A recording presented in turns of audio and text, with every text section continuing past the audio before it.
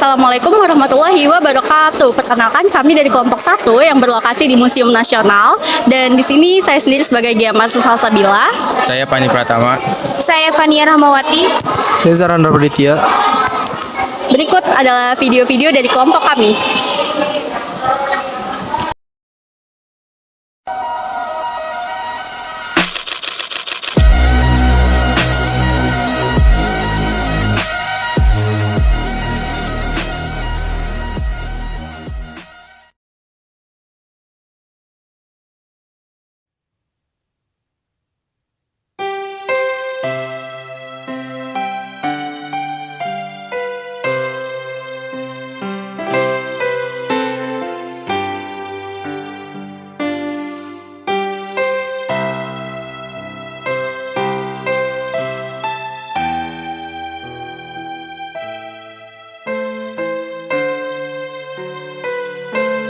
Monumen Nasional atau yang kita kenal dengan Monas adalah monumen setinggi 132 meter atau 433 kaki yang terletak tepat di tengah lapangan Medan Merdeka, Jakarta Pusat.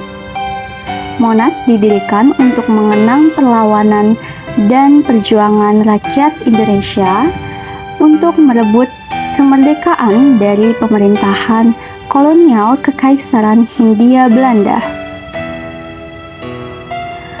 Pembangunan monumen ini dimulai pada tanggal 17 Agustus 1961 di bawah perintah Presiden Soekarno dan diresmikan hingga dibuka untuk umum pada tanggal 12 Juli 1975. Tugu ini dimahkotai lidah api yang dilapisi lembaran emas yang melambangkan semangat perjuangan yang menyala-nyala dari rakyat Indonesia. Monas merupakan ikon kota Jakarta yang menjadi tempat wisata dari pusat pendidikan yang menarik bagi warga Jakarta dan sekitarnya.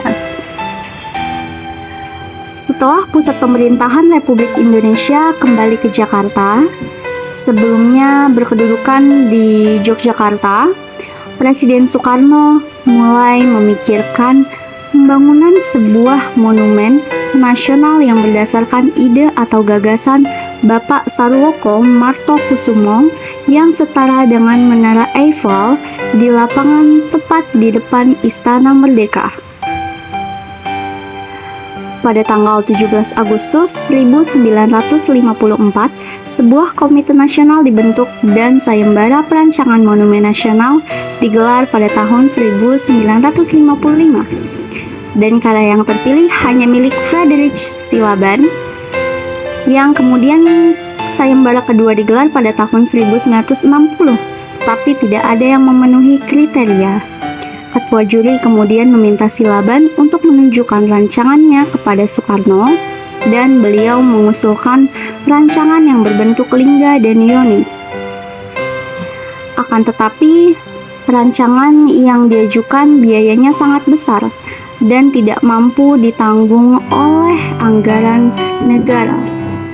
Terlebih kondisi ekonomi saat itu cukup buruk, jadi Silaban menolak merancang bangunan yang lebih kecil dan menyarankan pembangunan ditunda hingga ekonomi Indonesia membaik. Akhirnya Soekarno meminta arsitek R.M. Sudarsono untuk melanjutkan rancangan itu, didampingi Profesor Dr. Insinyur Ruseno dengan dana bantuan dari seluruh rakyat Indonesia. Bangunan Monas terdiri atas 3 tahap. Tahap pertama kurun 1961 sampai 1965 pada tanggal 17 Agustus 1961. Soekarno secara seremonial menancapkan pusat beton pertama. Total 284 pasak beton digunakan sebagai fondasi bangunan. Sebanyak 360 pasak bumi ditanamkan untuk fondasi Museum Sejarah Nasional. Keseluruhan perancangan fondasi selesai pada bulan Maret 1962. Pembangunan tahap kedua berlangsung pada kurun 1966 hingga 1968 akibat terjadinya gerakan 30 September 1965 dan upaya kudeta. Tahap ini sempat tertunda.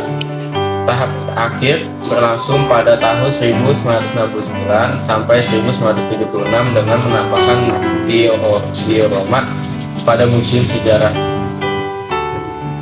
Lokasi pembangunan monumen ini dikenal dengan nama Medan Merdeka. Lapangan Monas mengalami 5 kali pergantian nama, yaitu Lapangan Gambir, Lapangan Ikada, Lapangan Merdeka, Lapangan Monas, dan Taman Monas.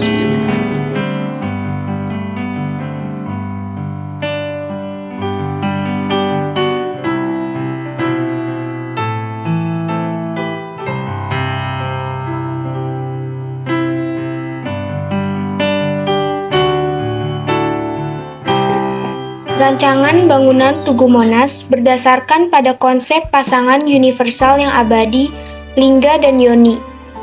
Tugu obeliks yang menjulang tinggi adalah lingga yang melambangkan laki-laki, elemen maskulin yang bersifat aktif dan positif, serta melambangkan siang hari. Sementara pelataran cawan landasan, obeliks adalah yoni yang melambangkan perempuan, elemen feminim yang pasif dan negatif, serta melambangkan malam hari. Lingga dan yoni merupakan lambang kesuburan dan kesatuan harmonis yang saling melengkapi sedari masa prasejarah Indonesia. Kolam di Taman Medan Merdeka Utara dirancang sebagai bagian dari sistem pendingin udara sekaligus mempercantik penampilan Taman Monas. Di dekatnya terdapat kolam air mancur dan patung Pangeran Diponegoro yang sedang menunggangi kudanya. Patung itu dibuat oleh pemahat Italia, Profesor Soberlato sebagai sumbangan oleh Konsulat Jenderal Honores Dr. Mario Bros di Indonesia. Pada halaman luar yang mengelilingi Monumen Nasional, pada tiap sudutnya terdapat relief timbul yang menggambarkan sejarah Indonesia. Relief ini bermula di sudut timur laut dengan mengabadikan kejayaan Nusantara di masa lampau, menampilkan sejarah Singasari dan Majapahit. Relief timbul sejarah Indonesia ini menampilkan kisah Gajah Mada dan sejarah Majapahit. Relief ini berlanjut secara kronologis searah jarum jam menuju sudut tenggara, barat daya, dan barat laut. Secara kronologis menggambarkan masa penjajahan Belanda, perlawanan rakyat Indonesia, dan pahlawan-pahlawan nasional Indonesia, terbentuknya organisasi modern yang memperjuangkan Indonesia merdeka pada awal abad ke-20. Sumpah Pemuda, pendudukan Jepang dan Perang Dunia Kedua, proklamasi kemerdekaan Indonesia, disusul revolusi dan perang kemerdekaan Republik Indonesia, hingga mencapai masa pembangunan Indonesia yang modern. Relief dan patung-patung ini dibuat dari semen dengan kerangka pipa atau logam, yang sayang sekali beberapa patung dan arca mulai rontok dan rusak akibat hujan dan cuaca tropis. Di bagian dasar Monumen Nasional, pada kedalaman 3 meter di bawah permukaan tanah, terdapat Museum Sejarah Nasional Indonesia. Ruang besar Museum Sejarah Perjuangan Nasional dengan ukuran luas 80 x 80 meter dapat menampung pengunjung sekitar 500 orang.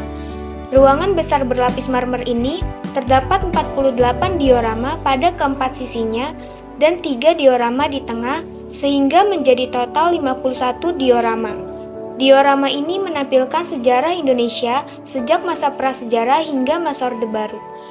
Diorama ini dimulai dari sudut timur laut, bergerak searah jarum jam, menelusuri perjalanan sejarah Indonesia, mulai dari masa prasejarah, masa kemaharajaan kuno seperti Sriwijaya dan Majapahit, disusul masa penjajahan bangsa Eropa, yang disusul perlawanan para pahlawan nasional pra-kemerdekaan melawan VOC dan pemerintah Hindia Belanda. Diorama berlangsung terus-menerus hingga masa pergerakan nasional Indonesia awal abad ke-20, pendudukan Jepang, perang kemerdekaan dan masa revolusi, hingga masa Orde Baru di masa pemerintahan Presiden Soeharto.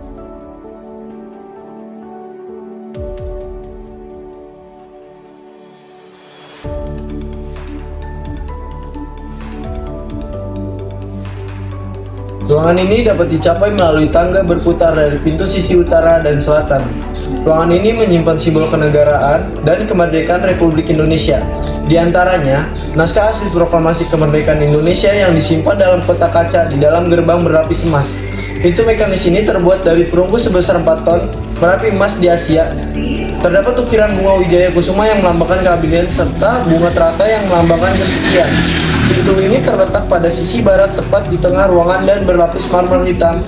Pintu ini dikenal dengan nama gerbang kemerdekaan yang secara mekanis akan membukakan saya mendengarkan lagu Padamu Negeri dan diikuti oleh rekaman suara Soekarno yang tengah membaca naskah proklamasi pada 17 Agustus 1945.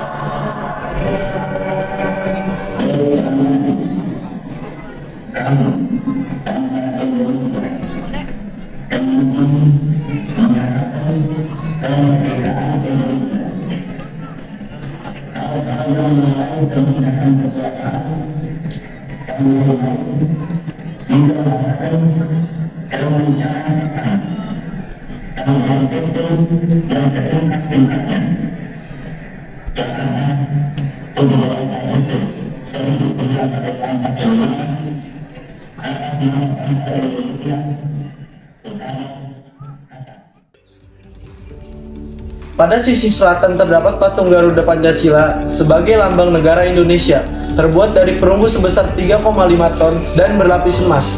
Pada sisi timur terdapat tulisan naskah proklamasi berhuruf perunggu. Seharusnya sisi ini menampilkan bendera yang paling suci, yaitu Sang Saka Merah Putih, yang artinya dikibarkan pada tanggal 17 Agustus 1945.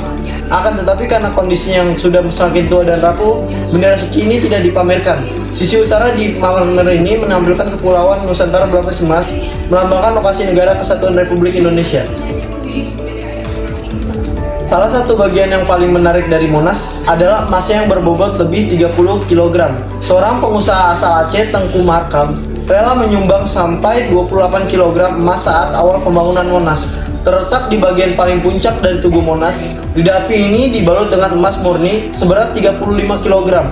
Lidah api ini berbentuk kerucut dalam tinggi 14 meter. Bagian luarnya dilapisi emas murni dan bagian dalamnya terbuat dari perunggu emas sebesar 14,5 ton dan terdiri atas 77 bagian yang disatukan. Dalam rongga lidah api ini terdapat ruang mesin elevator yang dilindungi dengan sungkup untuk mencegah dari percikan air hujan yang masuk dari celah lidah api. Di bagian paling puncak lidah api juga dipasang tiang penangkal petir ini, bertujuan untuk menjaga keamanan lidah pada gangguan petir. Badan tubuh Monas melambangkan tegaknya perjuangan dan keagungan revolusi kemerdekaan bangsa Indonesia. Sedangkan lidah api kemerdekaan melambangkan semangat kemerdekaan bangsa Indonesia yang tak kunjung padam.